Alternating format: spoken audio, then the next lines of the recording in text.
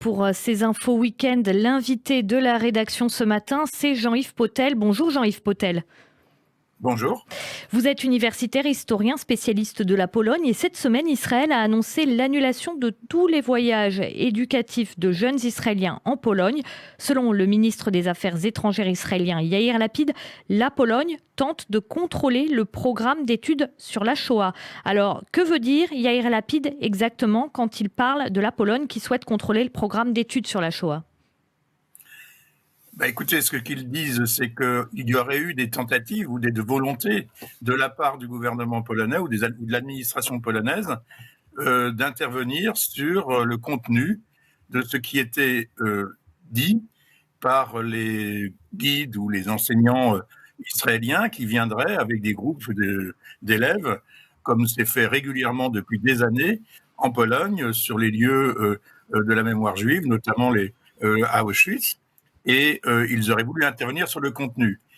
Les informations que j'ai vues sont assez contradictoires parce qu'en même temps, on dit qu'actuellement, ils sont en train de négocier, que peut-être ça va changer.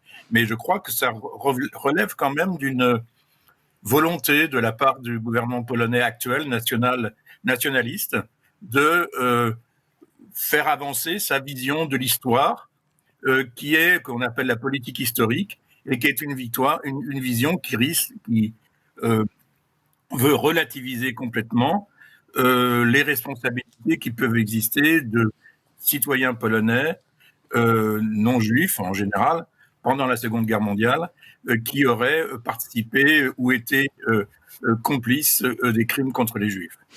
Quel est l'objectif de la Pologne ? Quel avantage entend-elle tirer de cette façon en fait de voir et de transmettre l'histoire ? C'est quoi le but ?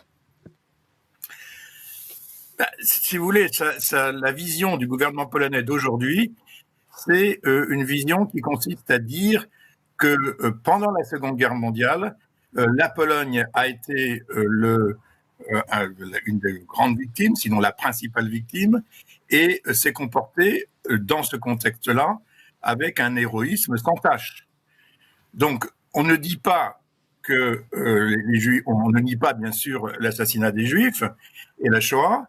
On accepte même de dire, comme le faisait d'ailleurs le régime communiste dans le temps, qu'il y a eu quelques Polonais qui ont fait du trafic et qui ont été, eux, d'ailleurs, tous condamnés en justice.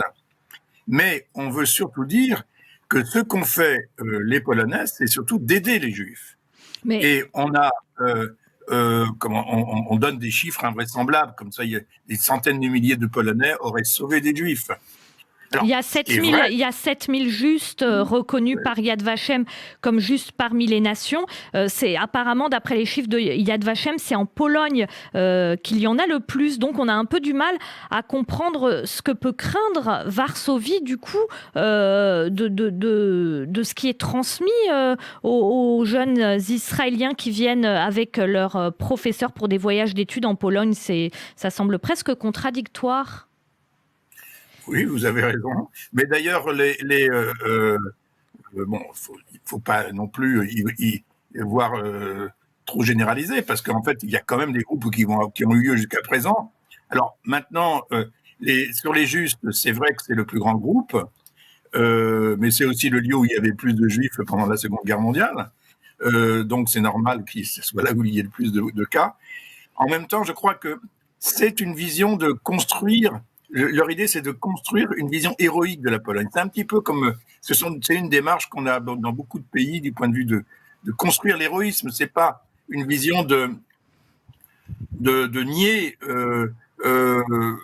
des tâches dans leur histoire. Encore que, ils veulent construire l'héroïsme. Alors, tout ça, c'est la position nationaliste.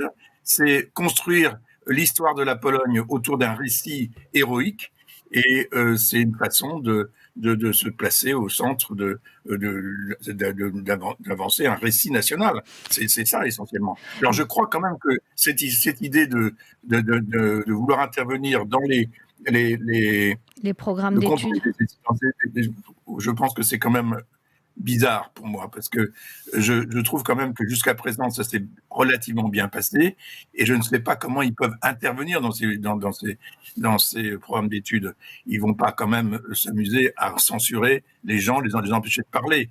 Donc je crois que ça serait intéressant de voir exactement comment il prévoit de faire ça. Et c'était pas très clair dans les informations que j'ai pu lire sur la question. Et le gouvernement polonais, pour l'instant, s'est tu sur cette question. Oui, pour l'instant, effectivement, il n'y a que le gouvernement israélien qui a évoqué cette question. Dernière question, justement, avec vous, Jean-Yves Potel. Il y a eu, on se souvient, l'histoire du Carmel d'Auschwitz dans les années 80 avec l'installation de carmélites à proximité du bloc 11 d'Auschwitz et la question de la christianisation de la mémoire de la Shoah. Ce qui se passe dans ce litige, en tout cas que semble mettre en avant Jérusalem, est-ce que ça peut s'inscrire dans ce type de filiation ?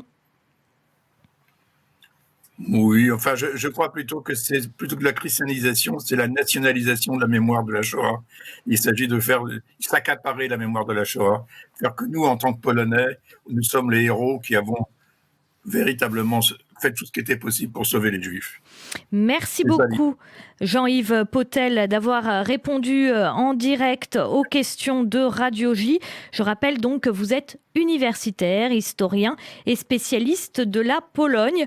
Bon dimanche à vous et merci de vous être levé si tôt pour nous. Bonne journée. Merci beaucoup, bonne journée à vous. Au revoir.